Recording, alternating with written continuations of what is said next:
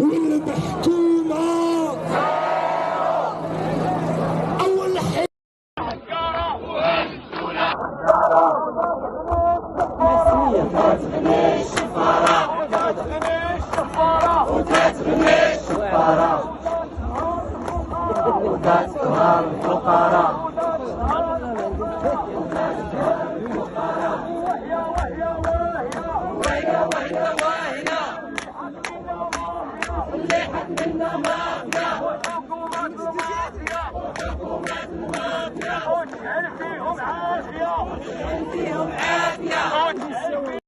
شنو راك في الاضراب؟